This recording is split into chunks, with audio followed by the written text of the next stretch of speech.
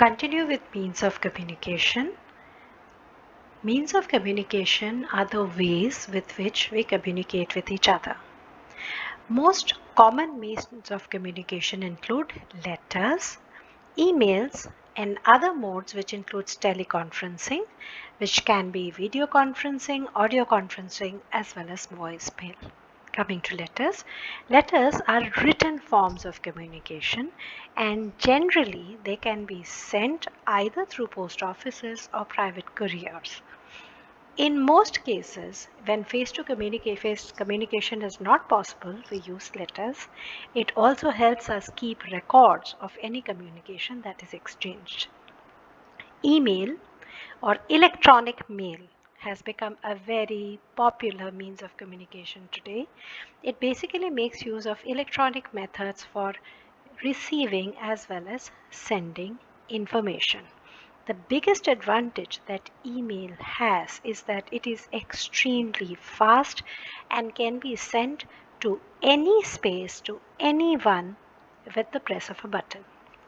The other methods of communication include teleconferencing, which basically includes meeting people for consultation as well as discussion for any common method.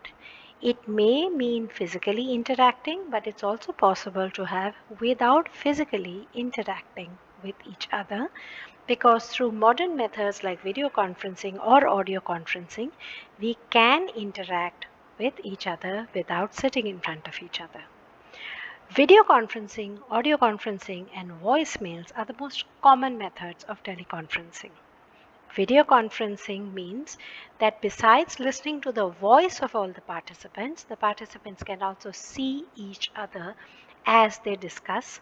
It may be one-way video and two-way audio, or both audio and video can be shared both ways. Audio conferencing, as the name indicates, is a method in which participants listen to a person's voice and respond while they might be sitting in different locations. Voicemail is a computer-based system for receiving and responding to any incoming telephone calls. It also records and stores telephonic messages. The information which is relevant may be relayed and replied to as and when required. The last topic we cover are barriers to communication. That means in what case are exchange of ideas blocked due to different reasons. The first reason is badly expressed message where words are not chosen thinking or we are using phrases that don't make sense. Second is screening or filtering. That means it is screened by the receiver and only such information is passed further that the receiver decides. So relevant details may get missed out. Third, inattention. That means when people fail to read written communication or do not listen to verbal communication with full attention to detail. Fourth, unclarified assumption. That means any misunderstandings that may arise between the sender and the receiver which is not clarified. Fifth, resistance to change. That means because people do not want any disruption in their present routine, they would like to maintain status quo. Sixth, mutual distrust. That means there is a lack of confidence and mutual understanding between superiors and subordinates. Seventh, status and position. Because the subordinate fears consequences if accurate information is transmitted, they choose not to do so. And eighth, complex organizational structure.